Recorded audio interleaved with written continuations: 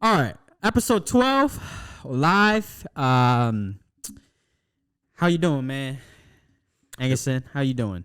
Today I had a good weekend, to be honest. I mean, I had to do a lot of stuff. What I told you earlier off cam, but I had a good weekend. I didn't do too much. Yeah. You know what I was doing? We got a lot to fucking talk about, but before that, I'm gonna talk about this. This is the weirdest shit. No lie, I spent about 20 minutes just sitting here debating if I want to spend money getting a haircut now or like a week before EDC. Might as well just wait. Bro, it's like a month and a half away. I look awful. Oh, that's why you're going to Vegas. Yeah. But okay. I'm just sitting here. I'm like, yo, how cheap am I that I don't even want to spend $30 on a haircut? I'm not mad at you. My next haircut appointment is until the 24th. Oh, okay. So I mean, I'm not. I'm like how soon. What's the gap? How long do you?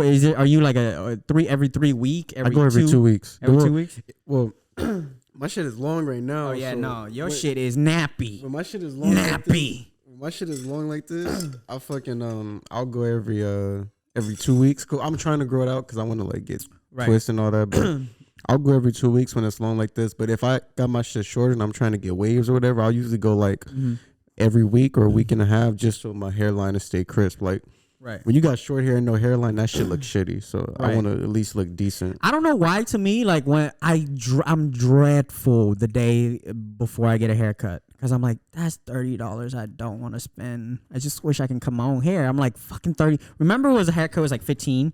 Like 6 years ago. Like 15, now it's like $30. Shit, like $30 now. And I got a tip. I'm like, fuck, how can I cut my hair every week or every 2 weeks? Now I'm like every month, maybe. I just fucking walk around like I don't give a fuck. See, it's different. Like when you got hair like me, like black people, when we have like our curls and stuff, like yeah. If you don't get a hairline out the wall, it's just gonna look like fucking brother. Like the worst is the back neck bullshit. I'm just like, man, I get this little tooth thing going down, and then I don't know, my Asian hair just started poking out on the side. It looks like I have afro, but I don't have an afro. It's the worst, and I'm just like, you know what? Fuck it. I'm just gonna look scrappy until Vegas, basically. That's what I after 20 minutes, I was like, I don't want to spend the $30. But then I go and spend $70 on beer right after that. Exactly. But see, me personally, I'm more self-conscious about my hair and my hairline. So like I like when I start seeing my shit is starting to look a little rough, I'm like, okay, it's time to go to the barber. I don't like my shit looking rough. I still to this day hold a very, very big grudge on my one barber, this Mexican guy. I swear to God, he was like my second barber ever when I got to the country. And back then I was like, I don't know what the fuck a hairline is. Like, okay, this is what all these folks over here doing in the hood. Sure, I guess. All right, all the Mexican and all the you say black people. You can say black people. So y'all see how he looked at me like, bro, you can say black people. It's okay.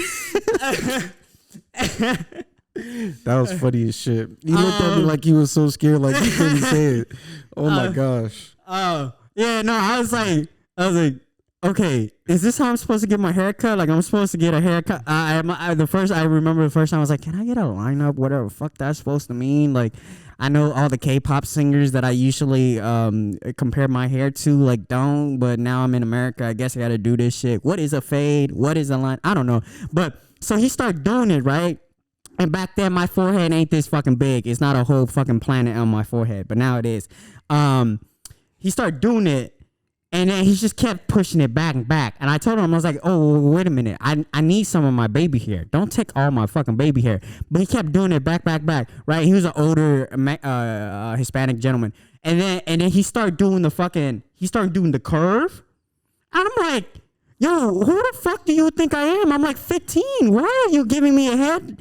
Why do you give me lineup like I'm fucking 45 and I'm like about to get a divorce from my wife? That motherfucker didn't know your hairline. That's why. Bro, I was like, every time I get a haircut, I'm like, oh my God, my forehead is just getting bigger and bigger and bigger. And where's my hair? He's the Asian LeBron. This So now I don't get a lineup anymore. Now I'm like, oh, don't even fucking touch it. Just fucking let it be. Well, you got to go to the right barber because not every barber gonna push your shit back. But yeah, that happens sometimes. Like barbers will push your shit back. But you gotta tell, them, be like, hey, bro. No. I tell them, but sometimes I fucking forget and they just do it. I'm like, okay, but what you gotta do is, I mean, I get if you forget and they already start cutting your hair, that's different. But if you tell the barber beforehand, hey, don't push my shit back, and then that motherfucker push your shit back, I would pay that nigga less, or he not getting a tip. Like, you're not getting a tip. Yeah. And I would tell him why I'm not tipping him. Like, I'd be like, I'm not tipping you because I told you not to push my shit back. My shit back. Now I gotta wait in order to get another. I gotta wait until all this shit grow back in order for me to get another hairline. My shit never grew back. My shit back. You just gotta wait long. My shit never grew back. No, I don't get a lineup anymore. It doesn't grow back. I just have a ginormous forehead now. Your hair probably grows slow, like because my hair grows fast. My hair grows really fucking fast. I lost all the hair. Like I can't. Like it's just not. Yeah, it's too late now. It's gone. It's not that bad. It could be worse. One time he gave me a down slope. I was like, what is this? Fuck. It looked like it looked like a mudslide. That nigga was fucking you up. I looked in the shit. I was like, that's a mudslide on my head. It's going to the left and downward. Oh yeah, he was fucking your shit up then. But anyways, all right, enough of that. Let's what do we want to start with? Today was a lot of news. I was at work and I was just like, dude, what is up with the world? I'm like, let's get the shit that happened, the two things that happened today and yesterday out the way. So everybody pretty much knows what the two things we're going to talk about. So let's start with Knoxville. Let's start with the school shooting. Right. In Knoxville, Tennessee. So I'll read this. So basically okay, hold on, let me see right here. My fault. So basically, there was a shooting at a high school in Knoxville, Tennessee. The name of the school is Austin East Magnet High School. Right. There were Knoxville Police Department got reports that supposedly there was someone who was armed in the school, and I guess he ended up going on a shooting spree or whatever. But this still sucks, sadly. But luckily, only one person died. Like, this asshole didn't go around and kill fucking 7 to 10 students, and then a police officer got injured. But prayers to that dude that person that died. But that's pretty much what happened. You want to know some interesting, not in a bad way, about that school? So just this year alone, that school, there's been 4 kids that died already. The same school. Really? Yeah. I read a report on it on the news. So this school is notorious for this kind of activity. So just in 2021, there's been 4 or 3 that's already been shot. There was one student who was walking home with another student and watched his friend got shot and died. And they're kids. So I don't know what it is with this country and like killing kids at a school, but it's not that. It's like a every other month thing. Yeah, like I said, I gotta get the exact number, but I know for a fact I seen some shit in March that said we were in March, we were already at 103 or like 105 mass shootings in the country just for America alone in 2021. Right. So now I'm pretty sure with everything that happened after March, the couple of mass shootings that have happened, we're probably at like 110 almost. Yeah. Getting there. So like, this all goes down to fucking gun control. I don't give a fuck if you're one of those conservative people and you love your fucking guns in the Second Amendment. You don't need a fucking assault rifle. You don't need an assault rifle. If you're a citizen, what the fuck do you have an assault rifle for? Right. All you need is a pistol, maybe a shotgun. You don't need an assault rifle because this is what happens when we have assault rifles. Like, I get everybody wants to have their guns. I'm all for you guys having your guns, but if you're just going to hunt, if you just have guns because like you want to keep your family safe. I don't think they use assault rifle do for hunting. I think those are snipers. Okay, but yeah, they use just like hunting rifles or snipers or whatever you want to call it. But these mass shootings are being, when we see these mass shootings, these people are being killed. They're not being killed with pistols. They're not being killed with shotguns or hunting rifles. Mm-hmm. Except for that dude in Houston a couple years back that was killing the cops. But that's a different story. But anyways, these people are getting killed with assault rifles. Yeah. There's no reason for you there's no reason for me to have an AR-15 to protect my family when there's enough pistols that are strong enough and enough shotguns that are legal and strong enough that will do the job if someone broke into my home. You don't need an assault rifle. Right. So when these kids, whether this kid that did this was troubled or not, or he's just sick and decided to be an asshole and went to go shoot up his school, right? There's no reason for you to have these type of guns. Even if he didn't have this gun, most mass shootings, when homeboy was shooting up the massage parlors, when homeboy a couple weeks ago in Colorado and killed those people in the grocery store. They have assault rifles. You don't need these guns. Yeah. It all comes back down to gun control. So we have to fix that in our country. Speaking of gun control, Biden has already came out and kind of talked about his a new gun law that he want to propose. And when it comes to the first two amendments, it's such a sticky situation just because it is. It's like it's so hard to talk about. I'm always kind of in the middle. Like I'm like, if you want to have guns, I'm for it, but I can see why people don't want it's so I'm not on one side or the other. I see both positive and both negatives on both sides. Like one side is going to be like, well, you know, I need my gun like in case of shit happens for protection or hunting, and then on the other side it's like, yo, but all these mass shooting is because our gun law. But what I do agree with is that it's so easy in certain places to get a gun in this country. Where it has to be changed, where there is no like background checks and like all that shit. Like that needs to be a federal thing. And I do states. Yeah, I do agree with that. Just kind of prevent all this shit from happening.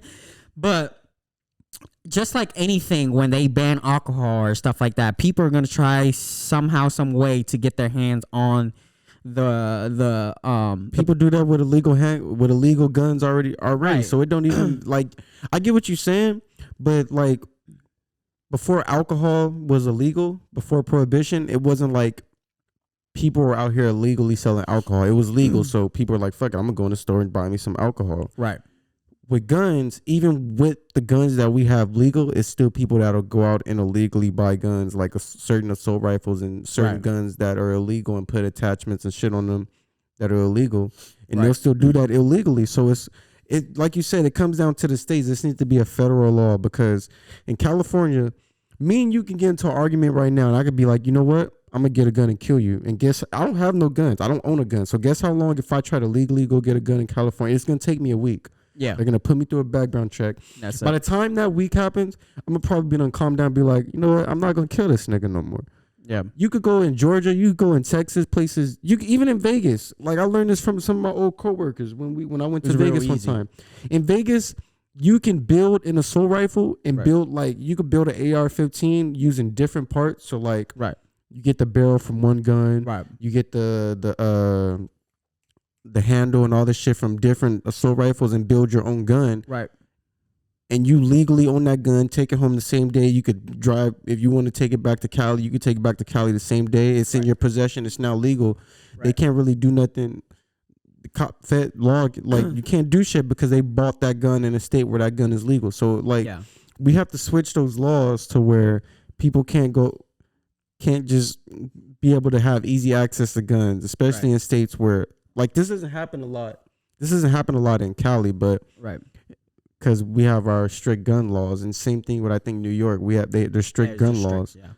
But in the states where the gun, like Atlanta, Texas, Florida, all these places where you could fucking be 18 or whatever and just go buy a gun, Arizona, they need to change the laws, because if not, we're gonna finish off 2021 and have fucking 5,000 mass shootings because people are just able to get guns and do whatever the fuck they want. You know what's crazy? I came from a country where none of us were able to obtain guns.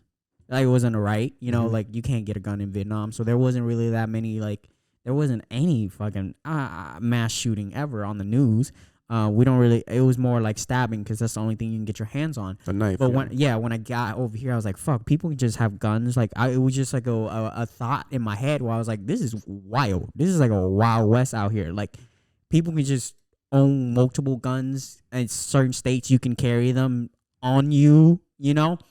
But it's also like the beautiful thing about America is that those things are allowed, but also like anything that's beautiful with this place comes with a negative, with the ugly part too. Right. And it's like I'm not gonna sit here and try to tell people you should or you shouldn't have guns. At the end of the day, I just think we need to figure out a way where we can regulate who is having a gun, you know.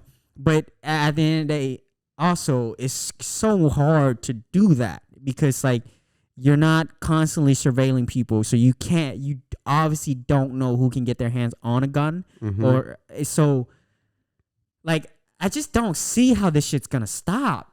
Like, it sounds so bad, but I just don't put see laws it. in. If we don't put laws in that will keep these, like, man, fuck these gun laws. Like, at some point, I don't give a fuck how much you love your guns. You have to be sick of seeing all these children getting shot up in schools or whatever it may be. Like, I don't want my daughter I don't want to go to school and have to worry about that with my daughter, that she might not come home to me because someone committed a mass shooting at her school and she was one of the victims. Like, no parent should have to feel that way sending their child to school. Imagine you're the parent, and your kids go to that school where already in 2020. I'm transferring them. They're not going to that school no more. If they make it out alive, my kid will not. I don't give a fuck about your friends. I'll fuck all that. You're not going to that school no more. No, there's You're no going way. to a school where I'll send your ass to a school where I know it's I'll drive you 30 miles away if it has to.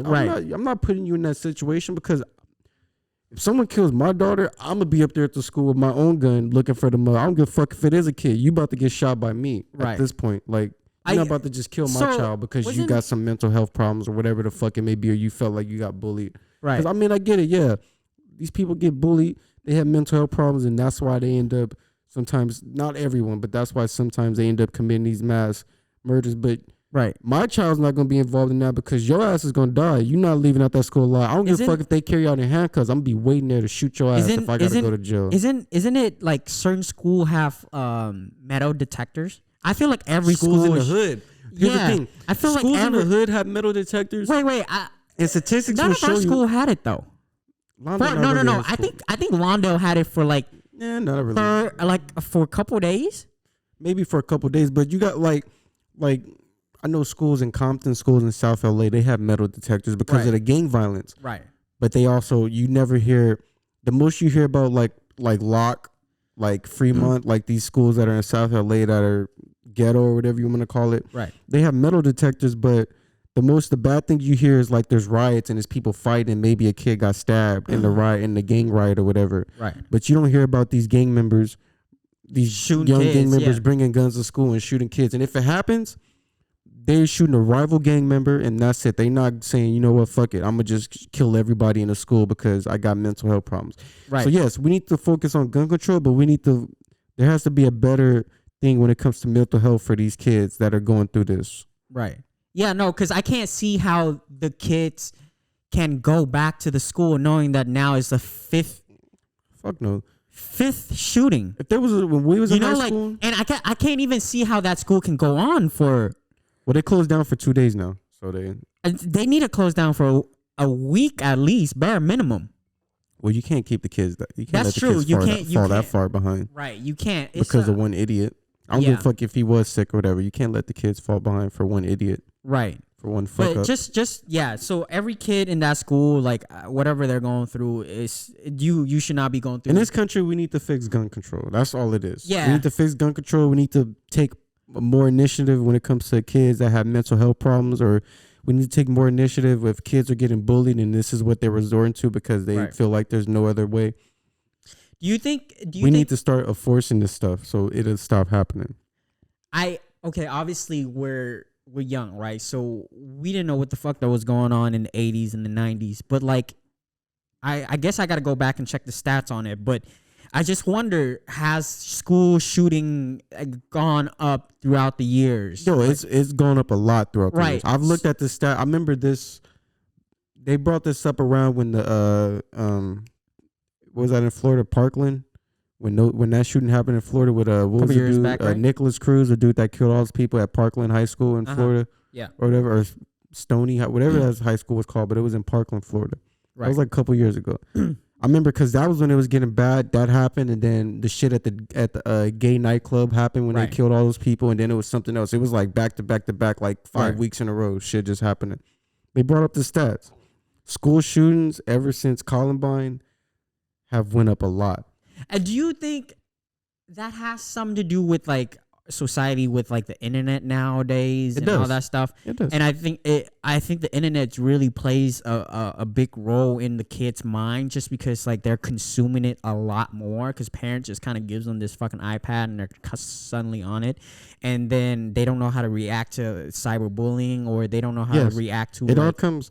Sorry to interrupt you, but yes, it all comes down to cyberbullying and all that shit you just said. And also, I'm gonna let you like if certain kids that feel left out or lonely at school, and go no, you're good, because that's exactly what I was gonna get into. Okay, it comes down to cyberbullying.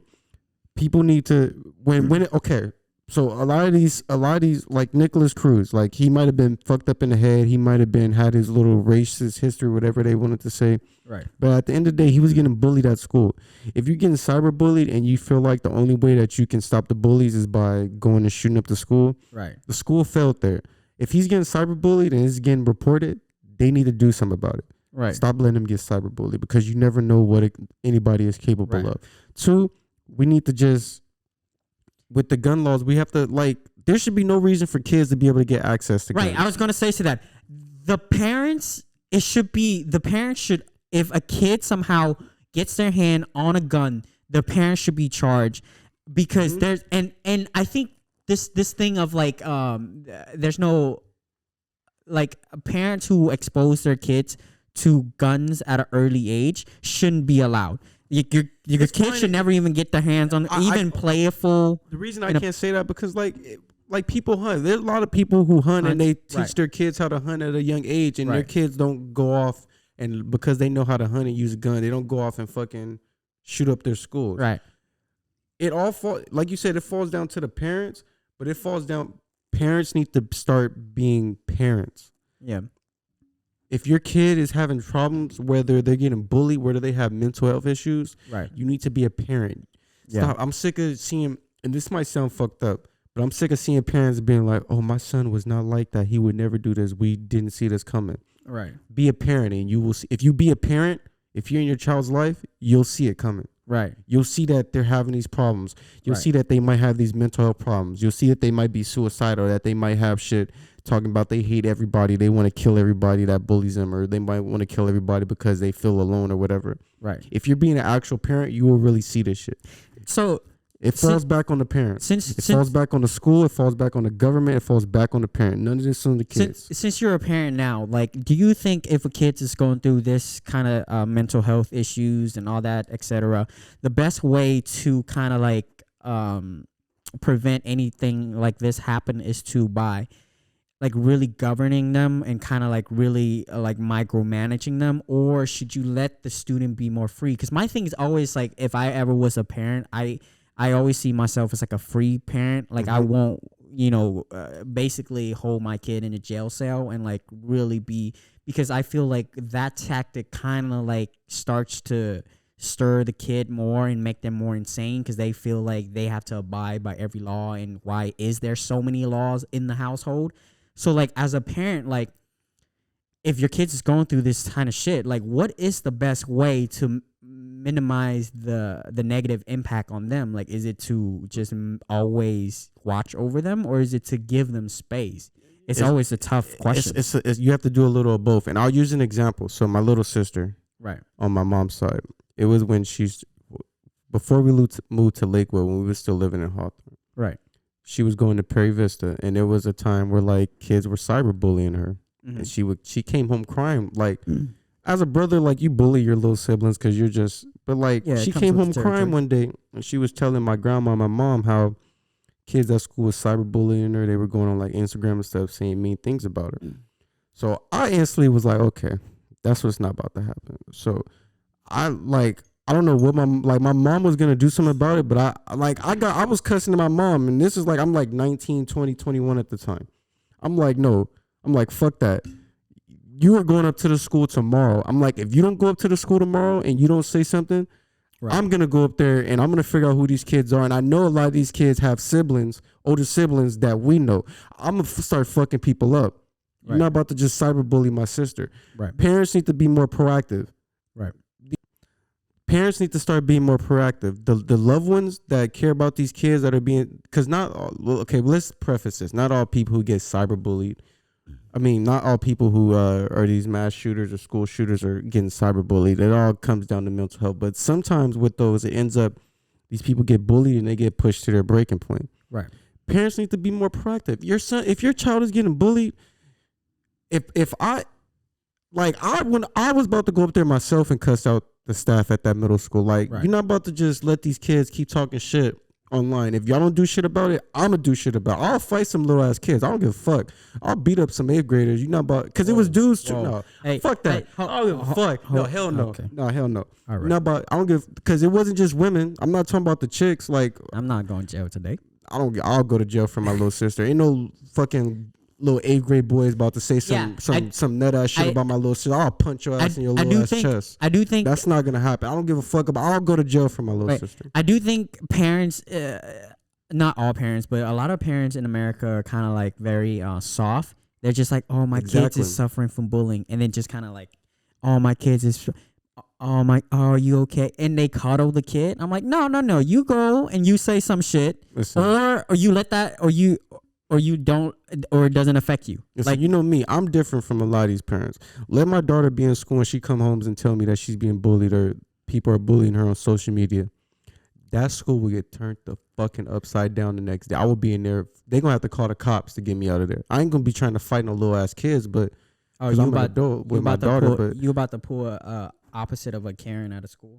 Yeah, they'll be like, okay, this black man is in here angry as fuck. We got to call the police. We afraid he going to beat her. I'll fucking punch one of them fucking teachers in their fucking face. What's the name for a black angry person? I don't know, Tyrone or Daquan or something. Oh, you want to be a Tyrone? He come into school like Tyrone these little kids. Think about it though, like if that's my daughter. I'm sorry, I didn't mean to say that. No, you good. Okay. But if that's my daughter and she come home and she talking about people are cyberbullying her and I go to the school and they give me some bullshit response, I will turn that fucking office upside down. Yeah. If y'all don't get this shit done now, y'all can get sued. And y'all don't want to lose money because I could move my daughter to a different school and she going to be all right.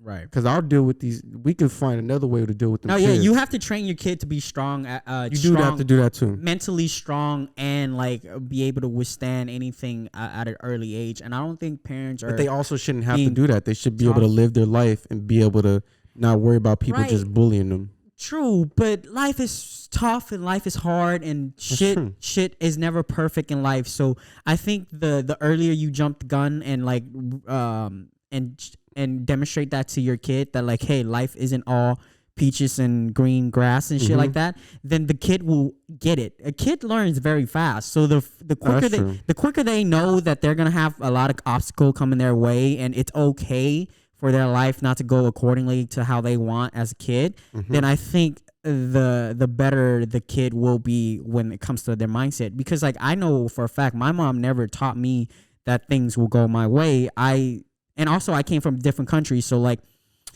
the mentality is just different. There was no kid that was ever gonna bully me, and I would never let that happen, regardless of how small size I am or the very little amount of English that I speak. There was no kid that could ever bully me. And that was just something that we were taught as a kid growing up in Asia, in Vietnam. So to me, it's different here, but at the end of the day, it's still life. So it's like you got to take some life lessons. No, yeah, you're right. Yeah, I mean, bullying is gonna come with just being a kid. Like, I'm not saying that we gotta eradicate bullying. That's just kids are always you can't control that. You just can't control that. Yeah, kids are the most honest and most evilest people in the world because they're gonna always be honest with you. If they think you're ugly, they're gonna let you know if they don't like you. These little motherfuckers cussing all the time. Exactly. The other day they made a little girl cry and Nicole saw that. Nicole almost said something. But like these little motherfuckers. Exactly. And there's only 2 girls and it's like fucking 8 guys and they're just a bunch of fucking douchebag saying a bunch of shit thinking that they're cool at a young age when they're not. At the end of the day, with me, it comes down to parenting. Teach your kids to stop being assholes because I'm going to teach my daughter how to fight. And if you bully my daughter, she's going to be beaten. I don't ever see these parents check their kids when their kids cuss at other kids. I don't see one single check. You have to. And it's not even if they cussing. If you see your kids being an asshole, bullying another kid, you need to check it. Because like I just said, my daughter's going to know how to fight. So if someone bullied my daughter and she come home, I'm gonna tell her to go to school and beat their ass. I don't care if you get suspended. You're not gonna be in trouble by me. You might miss a couple days of school, but guess what? I bet you they won't bully you no more when you beat the fuck out of them. Yeah. But not everybody could think like that. But that's the mindset we have to have. But and it's billions of people in the world, so not everybody would think like that. Right. So that's why we just have to figure out a way to get this bullying and shit under control, because a lot of these kids, if you can't get the bullying control, then you gotta train your kid to be stronger mentally and not allow the bullying to affect them and know how to counteract the bullying. It's not fair. No? Am I just being too harsh? It's not that you're being too harsh, but I'm not gonna say because you have a kid, but you're just looking at it through your eyes. Like, I get, you should teach your kid to be strong, but your kid should be able to go to school and learn peacefully without having to worry about. Like, I used to get bullied a lot, like, but I'm different. I'll chill, and when I get to my breaking point, right, I'm not gonna shoot up the school. I'm gonna shut down Twitter. Like, I'm gonna expose you, right, like, cause I know people and I know shit about people. So if you bully me and you get me to that point, I'm gonna expose you. And I'm not the only one like that. It's a lot of people like that. Well, I'm just coming from like a realistic of life that, I rather prepare my kids for the worst than like let them experience it and not know that those things can exist. But you could prepare them for the worst, and none of that is gonna matter if they really feel that their feelings is hurt. True. None of that's gonna matter. I promise you it won't. Yeah. You could tell your kid, "Oh, you're gonna go to school. People are gonna bully you," but if they say the wrong thing and it really rubs them the wrong way, they're gonna be hurt. Yeah. I'm not saying they're gonna go shoot up a school or nothing, but they're gonna be hurt. Yeah. And that's just with being a human. We're not perfect. We're not fucking robots. You can't. Right. Not everybody can just be like, okay, well, fuck it, I'm gonna just tune out what he said because he's probably a loser. Yeah. He's gonna be broke anyway. But yeah, that's not how it goes. But kids are fucking mean. I don't know. Kids are mean. I don't know if mean kids get it from their parents. It's all learned. If your parents are dickheads, you most likely gonna be a dickhead. Yeah. Let's transition. Speaking of dickheads, do we want to go into this all this police dickhead things? Yeah, we could talk about that. Yeah. We almost didn't want to talk about it just because I didn't really, but I'm down to talk about it because it just happened. Because it just happened. It's kind of like there, and it's kind of like no denying it. I kind of don't want to talk about it either, but because all the facts ain't there. But man, it's just Minnesota again is in the limelight, and not for a good reason at all. Not for a good reason.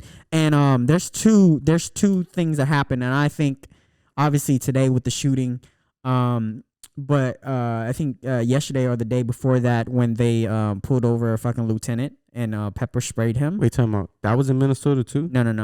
That was in Virginia. Oh, I was about to say. I think it was in Virginia. You're right. It was in Virginia. Yeah, it was in Virginia. So yeah. It seems like we can never get over this police thing.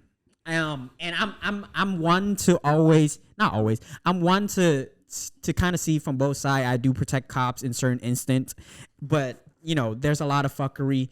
And I think it's just a natural human thing where you date back to centuries and centuries. When you give human beings a certain kind of power, they abuse it. And it's like, yes, there's a lot of good apples and yes, there's bad apples, but I think where it happens is like there's so many laws where cops can do this, et cetera, et cetera, et cetera, et cetera, and then the bystander can't do this, and then the list is just as long. It just creates more conflict and they've gained so much power in a way where it's like it's hard for the citizens to kind of take it back, where like sometimes like I always obey when I get pulled over, right? I just know how to talk to cops, so I'm not fucking worried. But there's a lot of people who are hot-headed, and so in instance any little wrong movement It's gonna trigger the cops. It's gonna trigger the cops, and I don't have the answer, nor do I want to come up with the answer.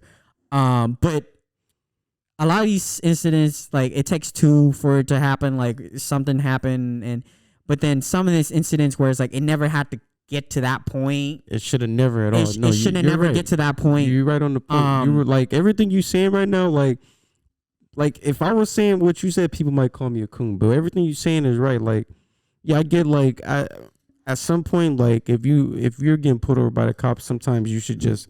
And I hate saying this because, like I said earlier, like these white people go out, they commit mass shootings and they get carried away in handcuffs. But black people get pulled over for a broken tail light, or in the sense of Dante White, rest in peace. He had an air fresh. I have air fresheners in my fucking rear view.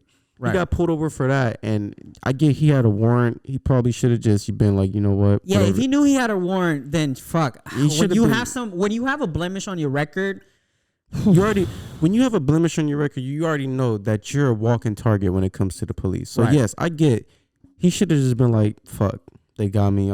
My girl's in the car. I'ma just, you know what, take this L. They could pick me up from the police department. Yes, I get that.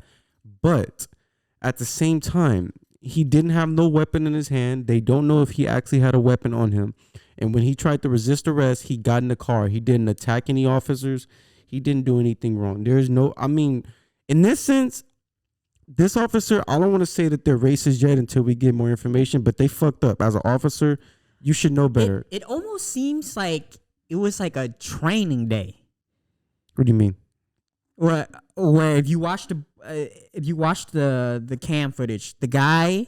I get you. Yeah, it seemed like the officer that did it, she was newer, like she did. Right. It almost seems like he's like, okay, I'm doing this, and this how come here. This is what you're supposed to do, and then that slip moment where he kind of took the handcuff off, so that he can kind of hand it over to her, so she can. It almost seems like a training, and then he just jumped into the car, and she I guess she reached for the wrong thing. But my thing is, if that was and I hate bringing this up. I hate bringing the race card in because not everything is you. I mean, a lot of these police are probably racist, but not everything is about race. But if that was a white man, do you think that they would have shot him with a gun? Do you think they would have tried their best to pull him out, or would have just said fuck you and let him drive away and then chased him? I think that would have happened personally. I guess, because I don't know. Like I'm not gonna say. Okay, yeah, exactly. Okay, not to be like that, but you're not black. Like I've been pulled over at times, and I have recently I got pulled over, and the cop couldn't give me no excuse. Like first he said, "Oh, you were speeding." I just made a left turn, so his first excuse was you were speeding, and I was like, I wasn't really. I mean, I get I was going fast, but I wasn't really speeding like that. Then he tried to say, "Oh, well, your limo tint is illegal because it's too dark," and I'm like, well, then. In my head, I'm like, why didn't you just say that in the first place? Then he tried to check and make sure the car belonged to me. I'm like, nigga, the car is registered under my name. So you can check all this shit. It's registered under me. Everything's up to date. Right. So, like, when it comes to certain races, not just blacks, they do this with Hispanics too. Right. Cops sometimes try to just find a reason. Yeah. Because that's not what they're taught, but subconsciously, that's what they're taught. Right. If you see a black dude, if you see a Hispanic dude, they might be a criminal. I had nothing in the car. I just came back from the weed shop. So yeah, I had weed in the car, but my weed was put in the bag. When you leave the weed shop, they put the shit in the bag. They tell you don't open the bag until you get to your destination. The shit was in the bag wasn't open. And he's still talking about you can't have weed in the car. And we're in California where weed is legal. And I'm like, but I didn't smoke it. He's like, yeah, but I have my tray that I roll on because I smoke in my car at home. Right. So I have my tray that I roll on, and my little bowl or my little pipe was in there. And he was like, yeah, but you have paraphernalia. I'm like, but you can't find no other weed. The only weed you could find is the shit that's in my bag that hasn't been opened. So I'm like, you can't, you're trying to say all this shit, but I haven't done nothing wrong. I followed the law. Yeah, it might not be in my trunk. It might not be in the glove compartment, but I did not open the bag. So you can't say that I was in my car smoking because you have no proof. There's no roaches in my ashtray. There's nothing like that. Right. So cops sometimes when they see minorities, they try to find anything just to try to pull us over. And that's something that has to be has to be changed when it comes to police training. That's something that we have to reform. Yeah. No, I agree with that. I just think there's also I'm not gonna there's a lot of wrong incidents, but also I've What do you mean by always that? huh? What do you mean by that? You gotta elaborate on that. I know I'm gonna elaborate. Okay. I'm just saying like, cause we live in California. It's like I've never experienced police in like maybe the East Coast or like the South or something like that. Yeah, they're not as racist, but I mean they still They not are, as yeah. racist, but I get what you're saying. But yeah, I don't know, like it's kind of hard just because like it's a lot of them are bad, right? But then there's also a lot of civilians that are bad. So it's like on one end you got the civilians like fuck, if I just get pulled over, this might be it. Like the cop's gonna and then on the other end the cop's like, oh, if I pull this guy, any little movement, I might be it. I'm just trying to go home. So it's like this side is like. But here's the thing. Let me play devil's advocate because you're right. You're right. But in America, we have something called capital punishment. When you kill a police officer, and most people know this, most people aren't stupid. Like you would literally have to be fucking sick in the head and not give a fuck about life to shoot a police officer because 99% of the population, no matter how stupid you are in America, you know that if you shoot a police officer and he dies, if you get caught, there's no way in hell you're getting out of prison. They're either going to kill you and give you the death penalty or you're going to be sitting in a fucking cell for the rest of your life. Right. And people know that. Gang members know that. People with warrants know that. People who actually commit crimes, the people that we're talking about know that. They don't go after police officers. Right. So what is so if you know that, and police officers know this too. Yeah. Like it was the same, like I'll talk about it another time, but police officers know this too. Like they know that these people aren't going to really, like these people might have the weapons, but like people, if they get in a traffic stop, they're not just going to say, fuck it, I'm going to try to shoot at the police officer to get out of this. Like, oh, speaking of this, I got to tell you cool stories because a couple days ago, I watched like a documentary and it's this guy, he's doing a doc on just policing the police, right? Yeah. I fucking said that right? I said that right, yeah, right? Policing the police. You said that right. So he went to Newark, New Jersey, right? That was the place that he was going to do his story on, right? It's a bad neighborhood. Very bad neighborhood. And so throughout the years, they kind of progressed, but also there was a high percentage of reports on the police being too brutal and too aggressive, right? So he then, as a journalist, went on the back of the cop cars with the cops to do a parole, like a patrol. And so he started noticing like these cops were just stopping and just pulling people over, just anybody with just walking. They pulled over this guy and just like strangle him, and he was just walking home. And then he asked the police, he's like, hey, like, and these aren't like really police. They're like the two gentlemen were Hispanic and black, right? The cops, yeah. Well, yeah, that's the thing. Even black and Hispanic cops are taught the same thing that white cops are taught, right? So basically, so if you see a minority, they might be a criminal, so you should just pull them over anyways. Right. So and he keep asking him this question: is like, do you have to be so physically violent when you do pull them over? And like, what is the sign that leads you to stopping these pedestrians? And also, by the end of the night, he's like, okay, the statistics show that out of like, I can't even remember exactly, but let's say they pulled over 10 people that night, right? Yeah.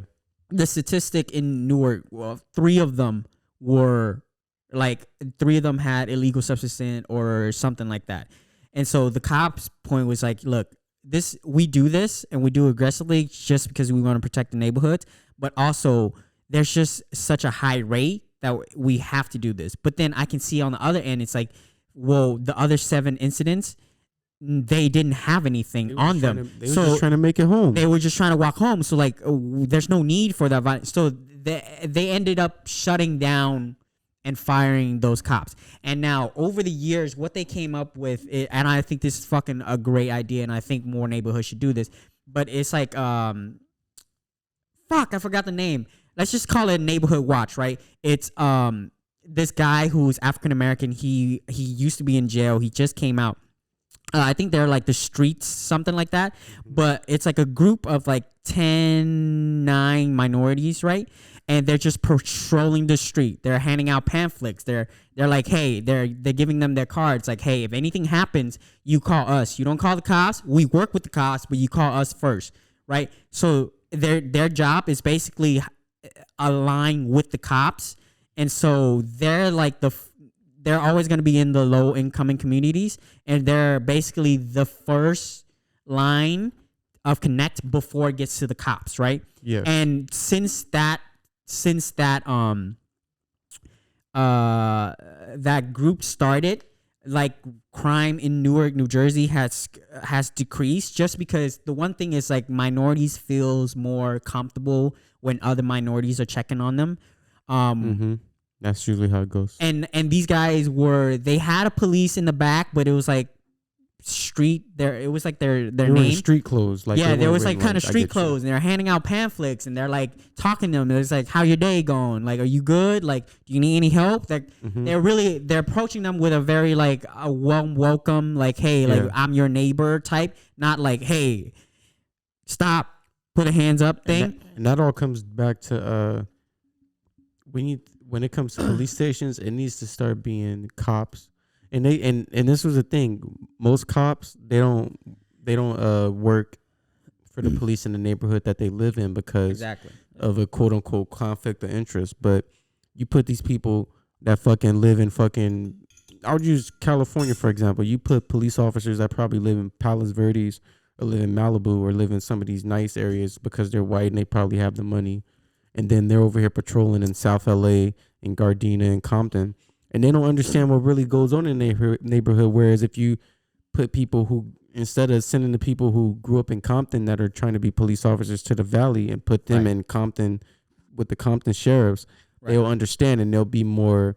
I mean, yeah, sometimes people fuck up and you gotta, as a police, you gotta, put them in their place or do whatever you want to. I don't know how to word it, but you get what I'm saying. But if you grew up in that neighborhood that you're policing, you're more understanding and you'll be able to de-escalate situations more than someone who didn't grow up in that neighborhood and don't give a fuck about anybody in that community, really. But all right, let me play devil's advocate here, because we're kind of like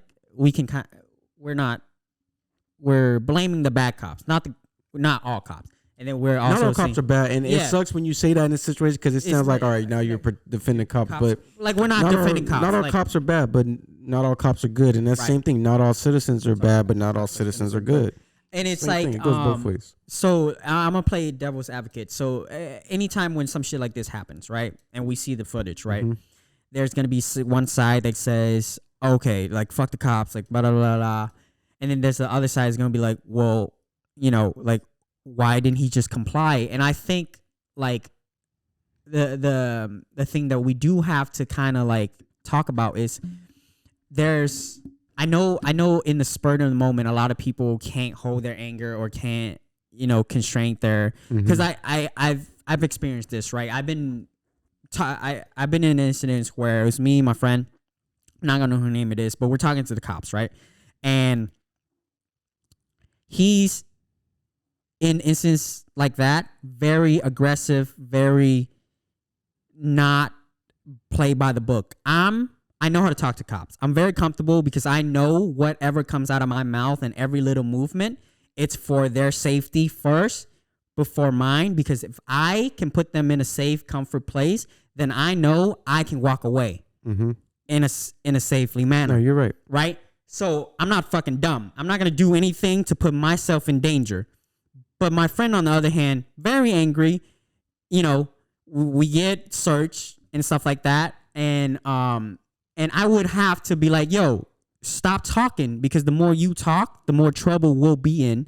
And then so the cops just instantly will stop talking to him, and now it's having a conversation with me because I can have. Because they know that you're the calmer one. You're not right. gonna be irrational. I think I might know what you're talking about, but you're not gonna be irrational. Yeah, I know yeah. what you're talking about. Yeah. Okay. You get what I'm saying? You're not gonna be irrational, so they know that they can have a conversation with you, whereas your friend, he's over here already angry because the cops pulled him over. So anything they say to him, he's gonna be like, "Fuck you, fuck this, fuck that." And to me, it's like I think in order to kind of like, I know there's some with racist intentions, but and then there's some where it's like you know what?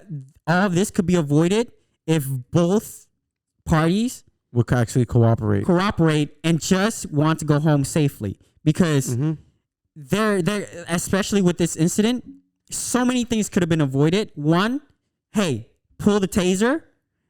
And then other two, you didn't have to run because where were you going? And I don't want to say that. Like, I get what you're saying, and I hate saying that because no matter if he ran, he shouldn't have lost his life because he never put the cops' lives in danger. But you're right. Like, because sometimes if you just, and I hate saying that because it sounds like you're a coon, but if you just comply with the cops and do what they say, you can go home. He would have went home to his child. Right. He has a kid. At that time, you got to think about. Go to jail. Let your family bond you out. You would have went home. But it's not on him. It's on the cop because cops are supposed to be trained no matter if you're being irrational or not. Right. They're supposed to be trained to fucking de-escalate these situations, not make them worse. So it's always going to be on the cop. But I get what you're saying. Like, come on. Like, it could have been avoided. I say that to my friends all the ends. time. Like, I'd be like, man, if y'all ever get pulled over, like, right, man, just do whatever the cops say. I don't give a fuck if he arrests you. If I got the money, I'll come bail you out and come get you myself. I'd rather be broke and have to spend my last money to bail a friend out of jail than get that call or see on social media that my friend got killed by a cop because he was resisting arrest. And as fucked up as that sounds, because I don't want to put this on Deontay White, rest in peace. I mean, Dante Wright. Right. Rest in peace to him. I don't think we should like treat getting pulled over as like a burden either, because like I know all this shit is bad. Police needs to be better, and they need to get fucking better ASAP, right? The bad ones at least. But also on the other end, it's like fuck, what was I gonna say? I fucking lost my train of thought. But I get what you're saying. But on the other end, it's like we need to calm down and not get defensive so fast. Because the quicker you get defensive, the quicker the cops are gonna start panicking. Right. And you don't want the cops to panic. It makes the person who's getting murdered sound like, I don't want to make it sound like they're the bad person. But you're right. Like, we have to be more calmer. Because there's only, like, we can do all this complaining. We could talk about police reforming, and hopefully this should have happened soon. Right. But it's only so much we can do until these laws and all this shit really starts changing and going into effect. So you have to be calmer, because I'm sick of seeing hashtags of a black dude because I'm black. So I got followed on the way here by a fucking sheriff. When I was in Carson, I took the streets because I was trying to waste time. But I got followed on the way here. So I already know, like, as you have to be smart sometimes. You can't let whatever they do. You can't let your hatred for the police to take over you and then act irrational when you're in these situations. You have to be more rational because you know, as not even just black people, this happen. I see a lot of Mexicans that get killed by the cops. As a minority, you have to know that when you get pulled over, I don't give a fuck if it's for running a red light and you got no weapons, no drugs. There's a good chance if you act the wrong way, you might not make it home. So you have to be smart because these cops are idiots sometimes. But speaking about pulling over, my one thing is that traffic stops should never turn into these situations. Traffic stops need to be a little bit more chiller. Little bit more chiller. On the cop side. On both sides, but on the cop side. Yeah. People are going to be mad I get mad when I get pulled over for speeding, even if I am speeding. Right. Yeah. I'm like, motherfucker, what me? Why me? I'm always like, that motherfucker was going 100. But also, I got to keep a calm, cool collective because I can't act fucking mad because you pull me over either. It's just not, at the end of the day, it's not putting... We're not putting anybody in a better good situation, position. But cops should know better. But it goes, I get you, it does go both ways. Right. But that's the conversation that a lot of people don't want to have because everything going on. And a lot of the times when these cops are in these situations, they might be racist or whatever it may be. So that's like a tough conveation to have. And these problems can't be fixed with one convo, can't be fixed with two. It literally needs to happen every day. Yes. And it literally needs to, there's literally need to be communications between the cops that's in that community along with the citizens that is in that community. So if somehow the cop in that community and the citizen in that community can kind of get an understanding of each other and like an understanding of each other and how can they cooperate to make the city safer, then that's what needs to happen. If there's needs to be a fucking intervention and like you know how like you're obligated to do like court things, like if there needs to be an intervention where like you have to drive to a certain place and like the fucking police in the community has to do like a Q&A or something like that, then if that needs to happen, then that needs to happen. But I think we do need to have a communication more with the police officer that is governing our city. That's right. And if that can happen, I feel like then we can come up with a plan of how like, okay, this is the expectation once I pull you over. And then this is how I'm going to act as a policeman when I do pull you over, and this is how I expect you to act. And I think there's just need to be a more communication in between the two sides in order to avoid these kind of things. Yes. And also, as much as we can blame all the bad cops for all their bad doings. Also, I do think the only way to fix this is that instead of blaming and like bashing each other, the only thing we can do is to like basically unite and work amongst each other. We can't just like say fuck you, because at the end of the day, all that's gonna do is more like, I get the fuck 12, fuck police, because they do be doing fuck shit. But when in situations like this, you can't. It makes it more divisive if you're talking about fuck the cops. So yeah, you're right. Right. I get that. Yeah, you can't go on that mode and then. Because in order to solve a situation, you can't give the other side more ammo.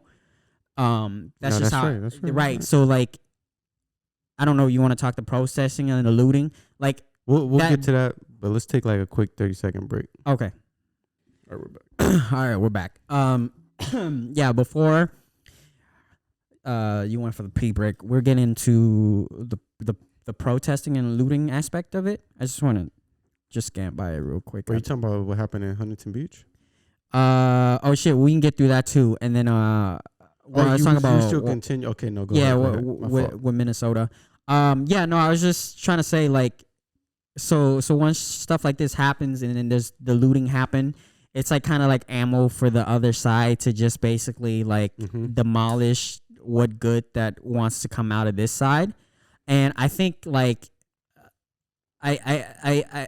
I kind of get where people are like, well, this is the last resort and all that. But at the same time, to me, I think that's very selfish. But shit like this happens all the fucking time. So like, I just don't know how like you can get the message across without certain actions. But you have to. Okay, so you're right. Like the looting makes everything look bad when we go through these problems, and then you see people looting. But you have to remember when you look at the stats, because I went and looked at the stats. I didn't go to CNN or Fox or MSNBC or any of these, wherever side you're on. I went and actually looked up the stats. When the George Floyd shit happened, it was like less than 5% of the protests that were looting, and most of the protests were peaceful protests. The people who were protesting weren't out here destroying buildings. It's only like 5% of those protests that were people like when any of these type of shit happens. The looting is literally the small amount of the people who are like, okay, fuck it. We don't even give a fuck. I mean, I won't say they don't give a fuck about what happened, but they're like, fuck it. If all this is going on, all these people out, we might as well take advantage and get some free shit. But most protests, when it comes to all of these, going back all the way to Trayvon Martin. Shit, even going back to Rodney, like, I don't know about the LA riots in 92. That might be a little different because we were just fed up. That was wild. We were just fed up. That's a whole different story. But with Trayvon Martin's, the Mike Browns that happened in DC or wherever that was DC, right? Oh, no, that was Ferguson. My fault. That was Ferguson. But then the shit that happened after that in DC, when all the looting and shit, that was literally like the small percentage. The big percentage, the 90%, the 95%. Was peaceful protests that might have turned into violent because the cops are out here throwing tear gas and shooting bullets. So they sent in the National Guard or that. And so it's not the looting. Like I get you, like you're saying, like they fuck it up, but at the same time, the looting isn't really like these. Like you're right, it does give them fuel, but they just want to find any reason. Like it could have been a peaceful protest, and it could have been an off-duty cop that just said something and then got punched, and then all of a sudden they're like, "Well, None of these people are peaceful. They're violent. They just want to beat shit up because they're mad, which isn't true. Well, my thing is that I tell you the last time this happened, my thing is that like as a supporter and like I just want everybody to be on the same level. I just want peace. Like I just I can't stand that our countries fighting each other. So when I see any little movement like this, and I always analyze the media, and I always analyze the two sides because I'm just like I just like to be in the middle, watching two sides, and I'm just like fuck. Okay, all these things. They have ammunition coming from which bunch of excuses, and then anything over here is like it's a back and forth, right? And it's a back and forth. And then another thing that nobody really want to talk about is how the media coverage these events and the shit they say and the headline they draw in order to create more That's chaos. What I was just about to say. And speaking of that, so I'm gonna play this just because I don't know if you saw it, but it was kind of like going off on Twitter, I guess, but no social media outlet covered this. What Charles Barkley said. I don't know what he said. But, okay, I'm gonna play it. Just going off of the media, you gotta remember the media always. Wait, I'm gonna play this. this. They made the sensationalized shit. Right, I'm gonna play that real quick because I want to hear. I don't know what you're talking about. The entire dynamic. Let's take a listen. Man, I think most white people and black people are great people. I really believe that in my heart. But I think our system is set up where our politicians, whether they're Republicans or Democrats, are designed to make us not like each other so they can keep their grasp of money and power. They divide and conquer. I truly believe in my heart most white people and black people are awesome people, but we're so stupid following our politicians, whether they're Republicans or Democrats. And their only job is, hey, let's make these people not like each other. We don't live in their neighborhoods. We're all got money. Let's make the whites and blacks not like each other. Let's make rich people and poor people not like each other. Let's scramble the middle class. I truly believe that in my heart. Okay, so hold on. Did we not? I agree with everything Charles just said right there. All facts.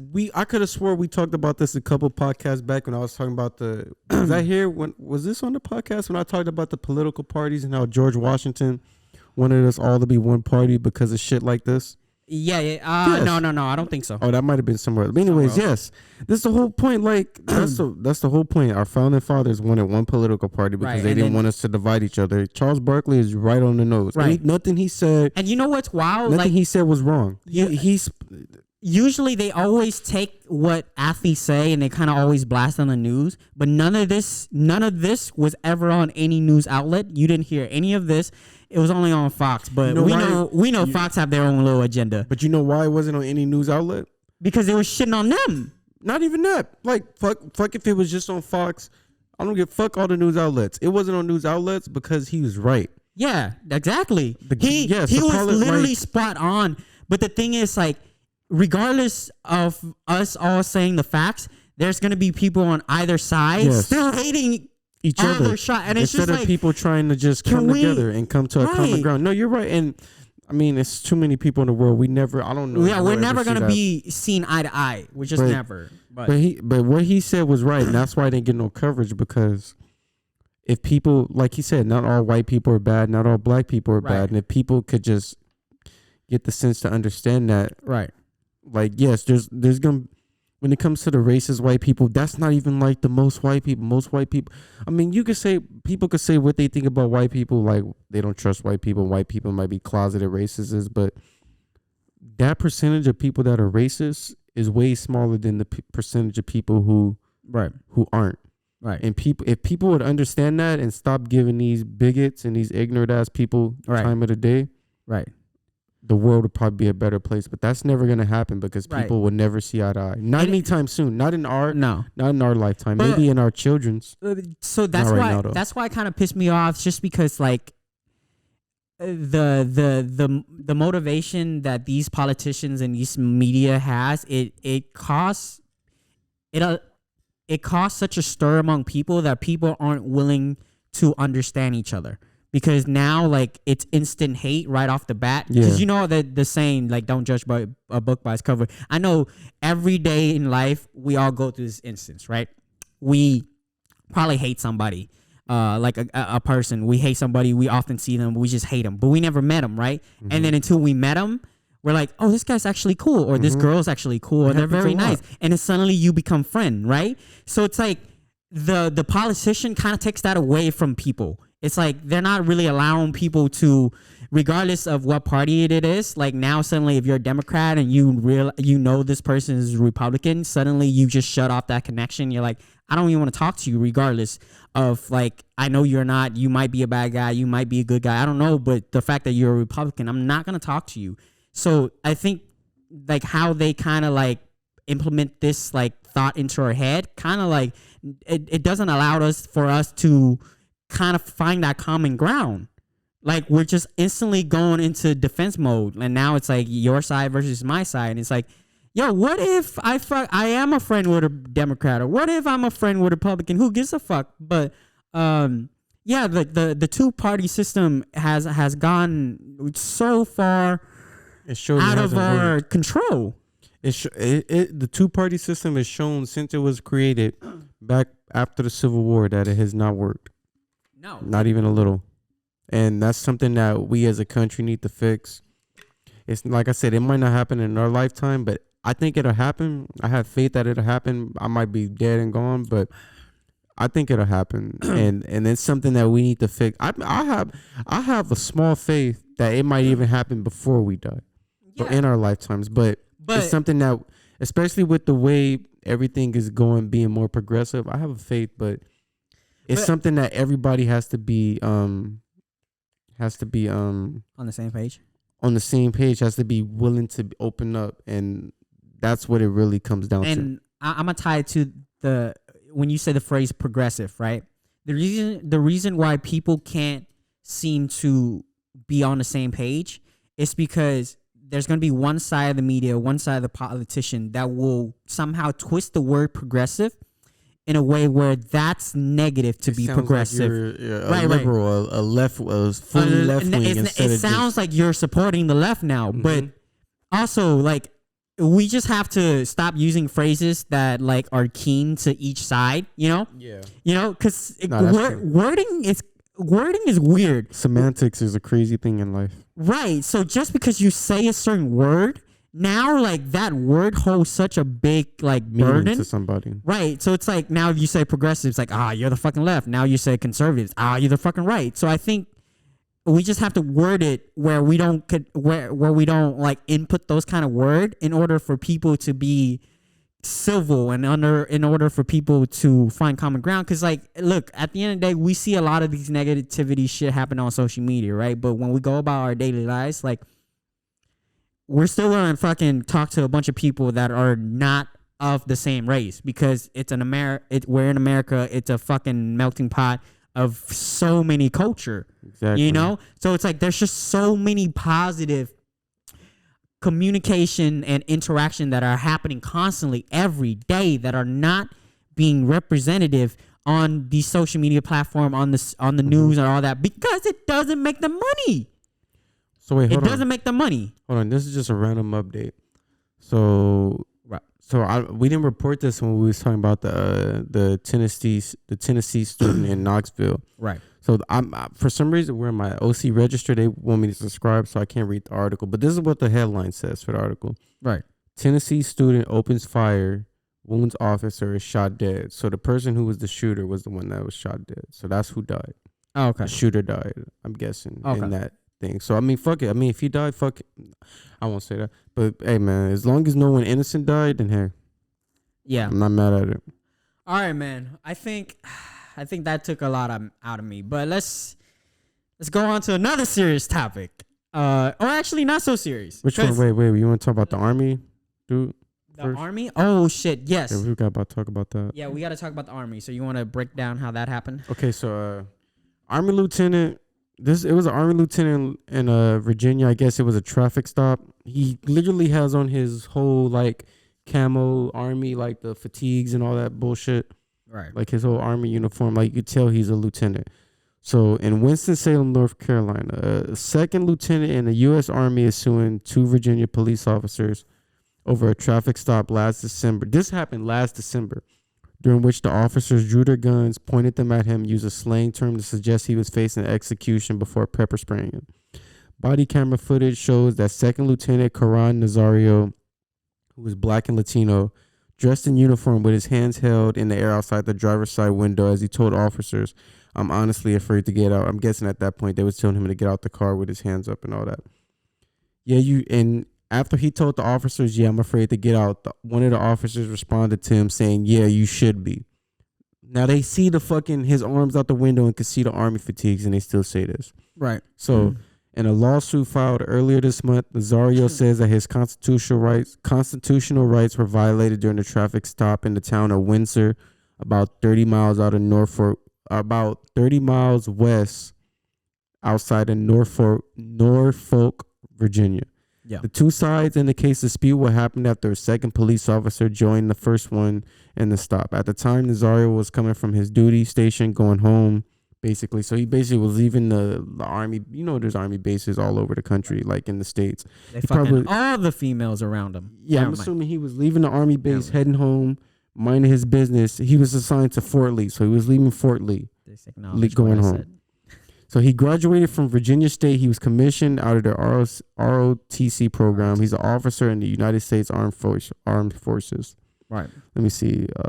He's not doing well. He's traumatized, all that.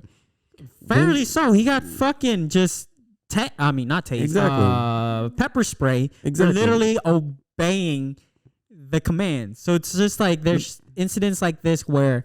Let me finish. Let me finish. No, you good. Let me finish the article. Let me finish reading though. But okay. Basically, Windsor police said that Officer Daniel Crocker radioed he was attempting to stop a vehicle with no rear license plate and tinted windows, which was the truck that Nazario was in. Right. The driver said that he was eluding police and considered it a high risk traffic stop, according to a report he submitted after everything. Right. Someone else, one of the other officers, said that Nazario explained at the time that he wasn't trying to elude, but trying to stop in a well-lit area for officer safety and out of respect of the officers. Another officer, Joe Gutierrez, was driving by when he heard Crocker's call, saw him attempting to stop the SUV, joined in. Gutierrez acknowledged that Nazario's decision to drive to a lighted area happens to him a lot, and 80% of the time it's a minority. Right. So in this part of Virginia, most of the time, if it's someone that's black or maybe Hispanic or maybe even Asian, when they get pulled over by cops, they're like, fuck it, let's go to a lighted area so the cops can see everything. So they're not thinking that I'm going to do something in order to get me killed or so they could shoot at me. Mm-hmm. This is quoting one of the officers that pulled up after. So yeah, pretty much Nazario drove his SUV to a gas station. The two officers got out, drew their guns, pointed them at him after they got out their cars. They attempted to pull him out the vehicle when he continued to keep his hands in the air. Then that's when Officer Gutierrez stepped back, and then pepper sprayed Nazario multiple times as the officers yelled for him to get out the car. "I don't even want to reach for my seatbelt. Can you please? My hands are out. Can you please? Look, this is really messed up." This is what Nazario said he was stammering upon being pepper sprayed, right, with his eyes shut. The officer shouted conflicting orders at him, telling him to put his hands out the window while telling him to open the door and get out. So, like, that's one thing that police do. Like, you'll hear one officer telling you to put your hands out the window when the other one is telling you to open the door and get out. And it's like, what do you do at that point? Because if your hands are out the window and one officer is telling you to keep your hands out the window, but if the other one is telling you to open the door and get out and you slightly move your hands, right, there's a small it's a good chance that you might get shot because they think that you're doing something right thoughtful to them. So at this point, because the guidelines on how to act and how to move properly is different per state. So that, like, if they train us on how, not even train, even like a video or a guideline, something, you don't need to train the civilians, but just as long as we know what is the federal standard. Like, if it's just going to be pop out the car, stand up, raise your hands up, all right, then it should just be that. Yeah, you know? but in that situation, so in his specific situation, so I've never seen The Green Mile. I know it's a famous movie about. It's like a prison movie about some dude that gets executed, or a black man facing execution. That's what The Green Mile is about. If y'all never seen it, I've seen parts. I've never seen it. I've never seen it. But I've seen this part in the movie. So this is Officer Gutierrez, and let me go back. I think Officer Gutierrez is the one that he said that like that happens 80% of the time that a minority goes into a well-lit area when they get pulled over. So this is the same dude that agreed with Nazario, the army vet, or the active duty army officer. Mm-hmm. This motherfucker said to this nigga, okay, the officers shouted conflicting orders at Nazario, telling him to put his hands out the window while also telling him to open the door and get out, the lawsuit says. At one point, Officer Gutierrez told Nazario that he was fixing to ride the lightning. So if you've seen The Green Mile, basically that's a reference to the electric chair, which was basically what happened to the dude in the movie. Mm-hmm. He got the electric chair or whatever. So that ride the lightning, electric, like that's basically like slang for you about to die. Yeah. So cops should not be saying that. Yeah, you shouldn't be saying shit like this. You should be trying to He's de-escalate the situation, and I'm glad these officers got fired. I hope all of them that were involved get fired, because fuck them. Because in this situation, what the fuck are y'all doing? Also charged. I hope they get charged with attempted murder or whatever it may be. I hope they get charged. Because he got paper spray for no reason, for applying for complying with officers, and he's a lieutenant. He's a second lieutenant. He's not even with his uniform on. So it's like, I don't even know Army ranks like that, but to be a second lieutenant, I'm pretty sure he has to have some type of ranks. He had to do something in the Army to deserve that title. Yeah. Like he wasn't just fucking in boot camp, a good boot camp dude. He had to like do something, like be in the field. No, yeah. So for these motherfuckers to say some shit like that, it's like, come on, man. Yeah. No, they, in this incident is outrageous. And I'm glad that one officer got fired, but they all need to be fired. Yeah. Okay, so Gutierrez got fired. Gutierrez, that was one that got fired? Fuck him. How are you going to say that this happens to you 80% of the time when you pull over minorities, that they go to a well-lit area, right? And then in the heat, I don't give a fuck if it was the heat of the moment, you talking about you fixing to ride the lightning or whatever. Right. Who says some shit like that? And your name is Gutierrez, so you're not even white. You have to be Hispanic. Right. So you're a minority too. What's wrong with you? Right. Like, you should know better than that. I think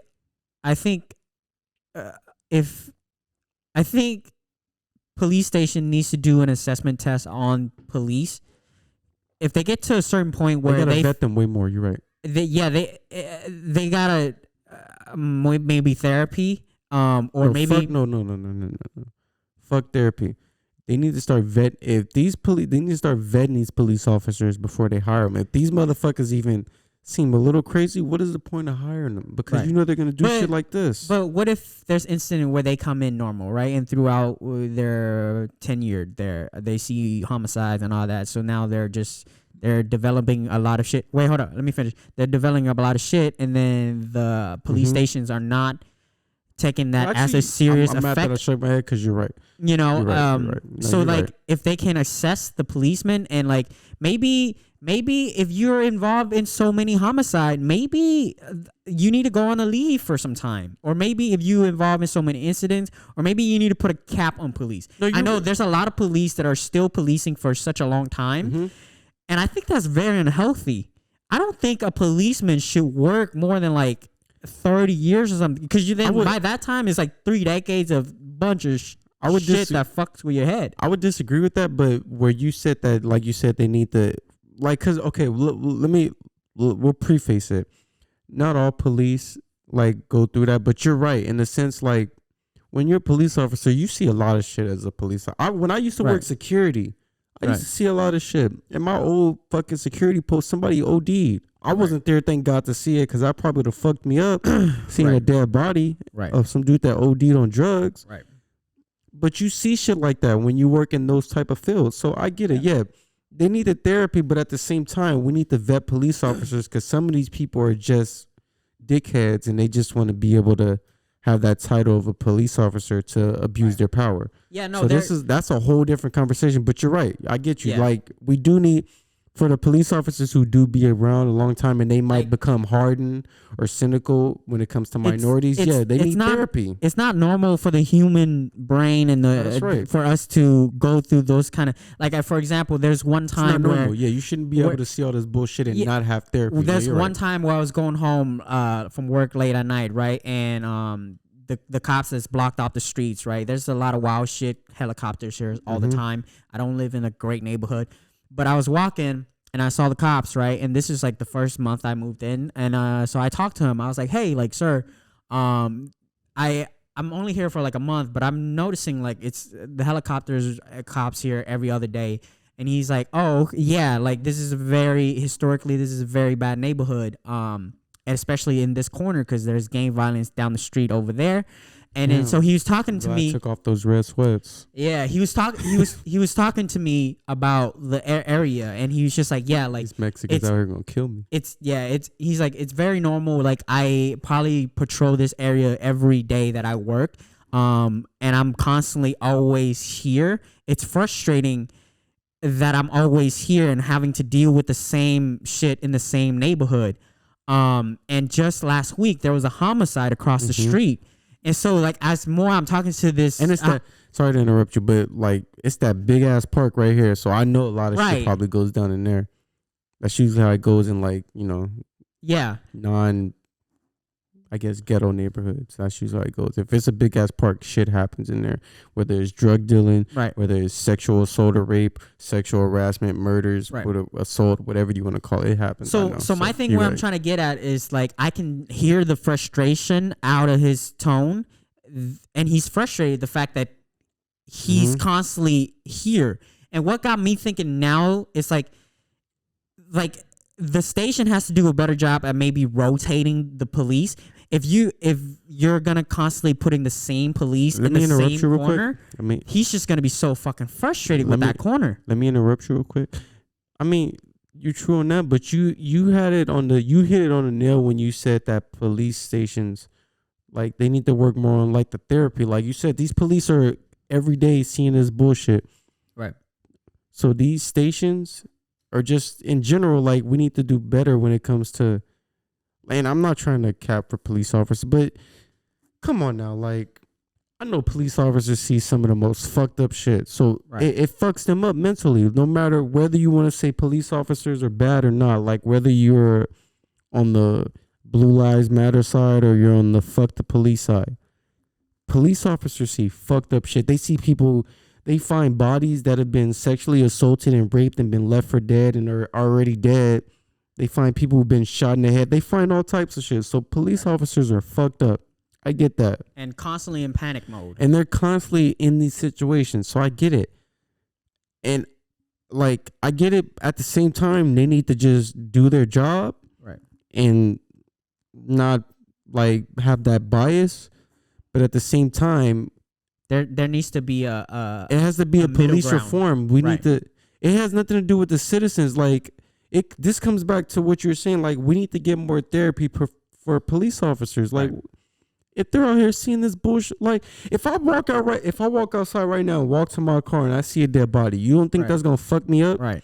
I'm gonna have to go see a therapist. It's kind of like a fighter after a KO knockout. They take 6 months off. It's like, yo, if an officer was just dealing with a homicide the day before that, maybe he should have a few days off. Like, even if you don't give him days off, at least let him talk to a therapist and get and here's the thing, when it comes to like the therapy, they do have I won't say that they do have therapists when it comes to like police and the precincts and all that. Yeah. Get a good therapist. You guys, the state has all this money. Right. Get a good therapist that's gonna actually do their job and help heal these police officers from the bullshit they see. Don't get somebody who's just gonna fucking bullshit the job because they're getting paid. Get somebody who's gonna really help these police officers heal so they're not doing fucked up shit. You know what's a wild thing that just popped up in my head? Can we develop some kind of bulletproof army suit hero looking thing for all these cops so that they don't feel like they're gonna get shot at? Because if they feel invincible and you can't shoot them, maybe we'll avoid less of this. Maybe Iron Man. Maybe build like an Iron Man suit walking around looking like a okay, robot. I get what you're saying. That might. I'm just kidding. I don't It's a want to sound joke. like asshole. That sounds stupid. But I get what you're saying. Like, we should. The government should do something to make police officers feel safe to where they shouldn't have to feel like they have to draw their gun to kill Right. minorities in situations, whether the person has a gun or not. But Okay. also I get what you're saying. but also they kind of have to feel scared because their job can be on the line if they fuck up and kill Well, somebody. you have to be because now I think a lot of them feels like they can get away with it, and our system has historically proved that they can get away with it, which is not. But we're at a point helping where either. No, you're right. You're right. You're absolutely right. But we're at a point where it's only so many times before it's more it's more citizens than it is police officers. Right.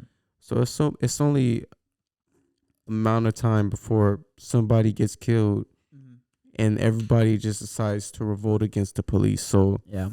we have to figure out a way to not only keep our citizens safe, but keep the police safe and make them feel like that they don't have to worry about their lives being on the line every time they clock in for duty. Cool. All right, man. So now on to something else. I live in OC, and the other day, I think yesterday, there was a white life. There was a White Life Matter protest, and it was literally from a righteous coast white supremacy group, and there was like 4 of them that showed up. That's how I know. That's how I know a lot of people didn't want to jump in. If there's just like 4, I think it was like the report saying it was like 4 Nazi supporters. By the way, it drives me nuts as to why do we have a lot of Nazi supporter in this country. I thought that was a Germany thing that's supposed to end after World War II. No, but what are you talking about? Apparently It'd be fucking hella fucking there's still people hating Jews. I don't get it. No, why? it's not just Jews. Yeah, I know. It's not. It's blacks. It's a white supremacy thing. And I'm it's gonna just use like wow. I'm gonna use all the racial slurs. It's niggers. It's spics, which is Hispanics. It's gooks, which is Asians. It's kikes, which is Jews. These white supremacy groups hate all of us. They don't just hate blacks. They don't just hate Asians. They don't just hate Jews. They don't just hate Hispanics. They hate all of us. So I won't let you do that. They hate all of us. They 100% I know. us. They hate. I know. And it drives me nuts that like we allowed this shit to happen. Because they're a minority. They're a minority. Fuck blacks and Hispanics and Asians and Jews. White supremacist groups are a minority. Right. So especially in California. It just kind of proves to you. So that shit happens, right? And they were totally debunked by the anti, and they were like, "Get the fuck out!" Screaming, "You Nazi!" And so these people just got drived off. And it's like, good, because they have no place in the world. Because like, for you to think only one race reigns supreme among all race, and I don't want to sound like nuts. a dickhead, but white people, Aryans, the blonde hair, blue eyes, they're not even a superior race. They're not. Who is the superior race? Shit, blacks and Mexicans. Really? I'll say blacks, and that's not even me being biased. Think about it. I'm not gonna say us. We have small dicks, so that just kind of. Think about it. Just puts us out the. All right, let's be serious for a second. Here. Let's be serious for a second. With like not me being biased, but think about it. Most black people are athletic. Most black people are usually the tallest and strongest. Yeah, no, genetically, y'all got it. Even like now, a lot of black people are actually smart if they actually put their mind to it. Like, and I'm not even trying to say like just minorities and even Mexicans. Yeah. Like Mexicans might be short. Well, they work real hard, but they work hard as fuck. Wait. Time out. Asian work real hard too. Let me change that. Not Mexicans. Hispanics work hard as fuck. Hispanics are probably the most hardest working people I've ever seen in my life. They will do. I don't want to sound like fucked up, but Hispanics will do any job if it means that they're gonna make money to support their family. About to drop your drink, my guy. That was actually my hands. I gotta keep my hands out here. Okay.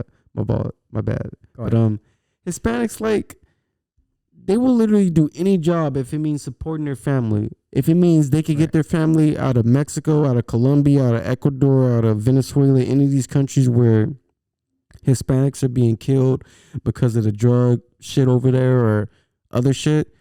if they can get their family out of there and make money and get them to America, they're gonna do it. So I salute Hispanics. Let me slip in and Latinos, say whatever you want to call them. Let me slip in and say us Asian will clean any dirty feet in order to pay the bills. It's the same thing with Asians too. Asians are just like Hispanics. Like black people, like we got brought here. So we got brought here, black people. So we didn't choose to be here, but we make the best of our situations. But Hispanics and Asians, they don't just make the best of their situations. They take them situations and they take them up here and they really make the best of them. So and now let's tie it together and saying that all race have positive.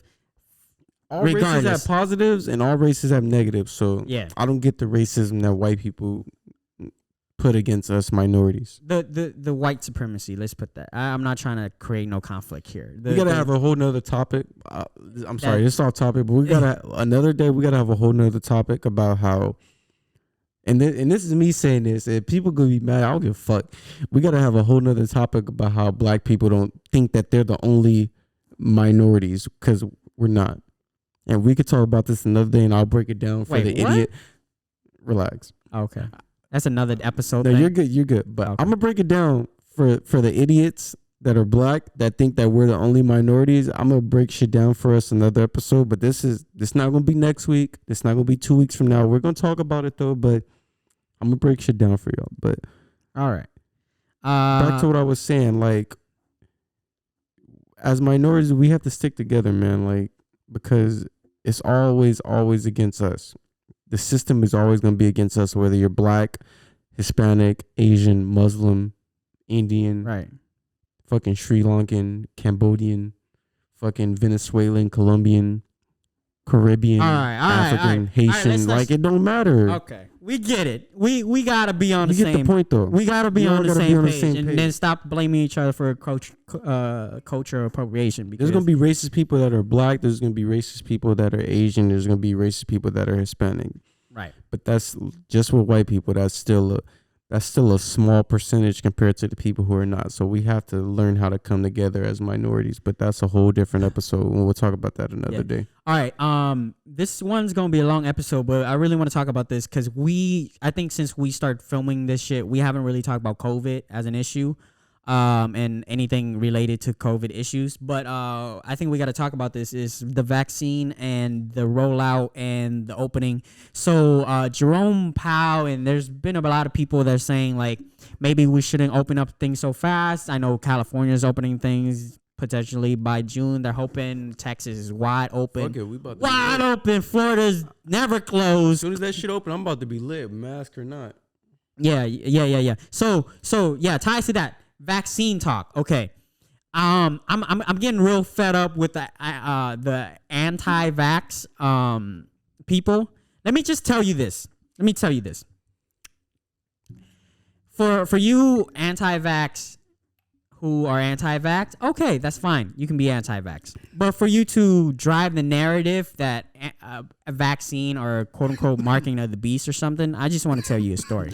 I talked to my grandma. That's a thing? Yeah, the mark of the beast? It's a vaccine. For the vaccine? Yeah. Oh, these niggas gotta be retarded. Bill Gates is the driving force of the mark of the beast, and I don't give a fuck how rich Bill Gates is. And he's gonna put a chip in us and track us and all that shit. So that's his conspiracy theory. Are you okay over there? It went down the wrong pipe. The alcohol? Yeah, but it went down like when you drink something. Oh, okay. Like the wrong windpipe. Yeah. I see that. But we good. Go ahead. All right. No, I just want to tell a story because I spoke to my grandma like a week back, right? And she's in Vietnam. She's old. I tried grandmother. And I was talking to her. I was like, yeah, like I just got my vaccine, and then she goes, yeah, like we don't have a source of vaccination over here. Like anything in Vietnam? No, they don't have any source of vaccination. That shit don't exist. And if it does exist, it's the fake Chinese one that they're producing, and it's like not good. It's actually the opposite of what a vaccination is. So it just kind of shows you that's like, and I grew up there, so it's like you hear shit like smallpox and measles and all that kind of shit. Actually, give me a second. I gotta open the garage for Nicole. But I mean, shit, we all go through it. And so I had like chicken pox, and that's why sometimes I had like leftover like holes on my face and whatever. But so like my thing is like when I got over here, it's like, yo, like you should be like, you're taking it for granted that the fact that you like we have free vaccination here, we have access to things that can prevent us from actually experience like diseases and shit like that. And like people are taking it for granted, and there's conspiracy. I get it. I love a good conspiracy theory. I will go down. I will go down, and I will dig down deep to the deep state if you really want to talk about it. With a passion, I hate conspiracy theories. I think all you people, and I'm going to look into the camera when I say this. Hey. No, fuck that. Not Pizzagate. I don't give a fuck. Even that too. Not Pizzagate. I think all you people that believe in conspiracy theories, I think that you all are retarded. And that's no disrespect to people who have mental health problems, who are mentally challenged. You don't believe in deep state? I think you all are retarded. I'm sorry. We need to talk. Him. He might be retarded too. No, I'm not. I like a good one, but I'm not that conspiracy theorist. Listen. I get it. You can't trust the government. Like the government is full of shit. You can't trust any government. But come on now, millions of people have died because of COVID.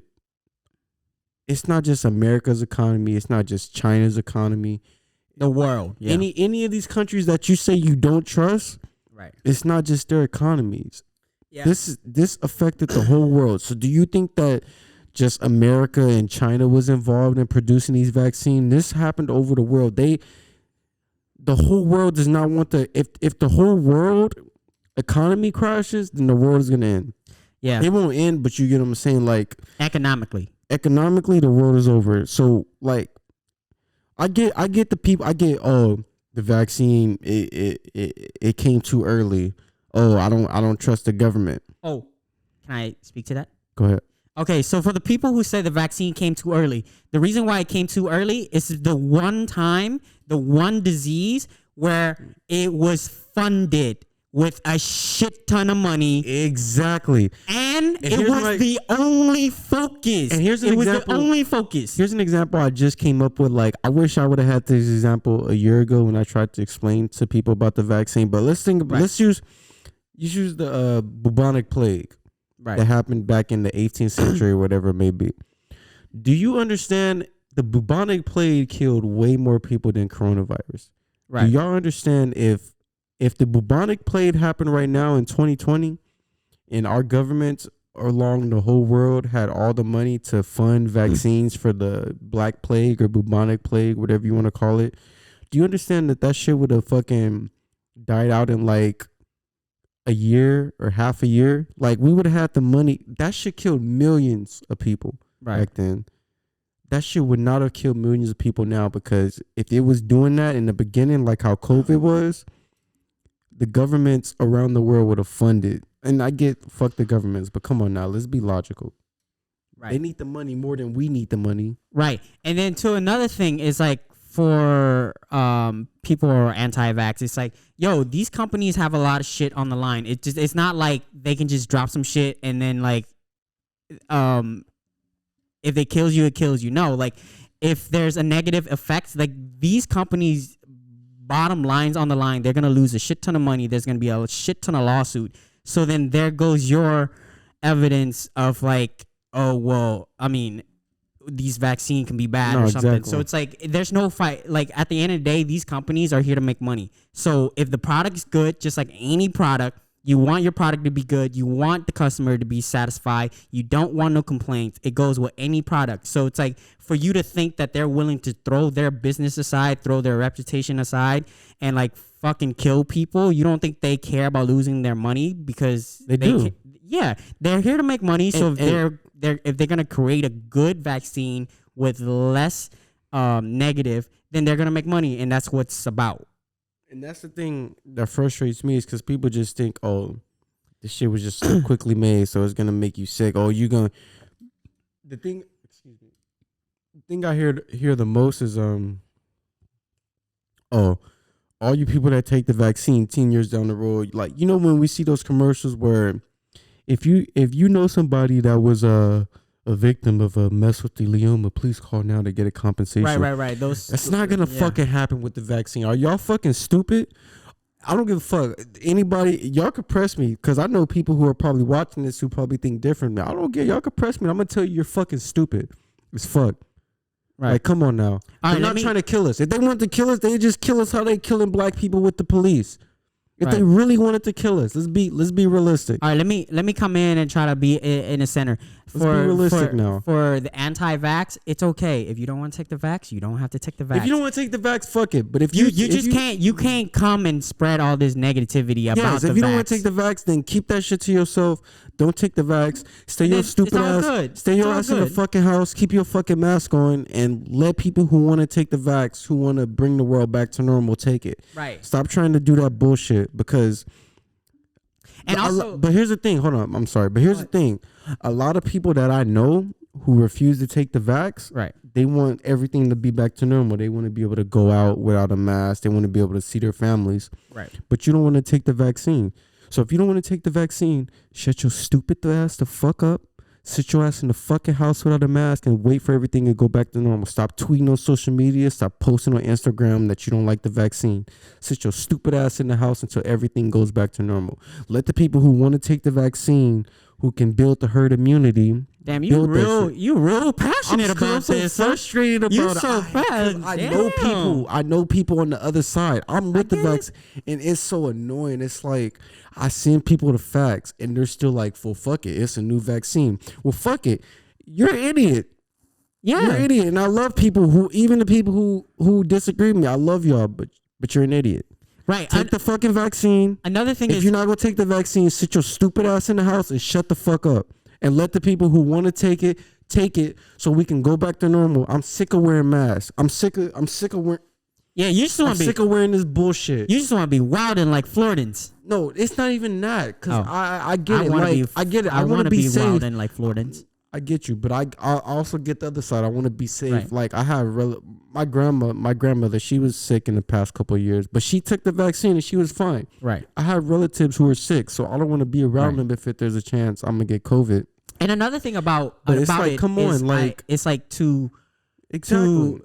To do your research and to know do your fucking research. Stop going on fucking Twitter. Stop going on Instagram to do your fucking research. Stop going on Fox News. Stop going on CNN. Stop going on MS, whatever the fuck, the MSNBC. And don't let do your actual research. Stop being a fucking idiot. Stop being a fucking sheep, right, and you would learn. All right, Angerson, calm down. No, I'm mad. I'm mad. I'm going to cut in the piece. This shit been annoying. I'm glad we talking about this because mad over there, because this shit annoys me. Like, just if you don't want to take it, just shut the fuck up and sit at home and to understand the difference between a traditional vaccine and an NRA. What like learn about that.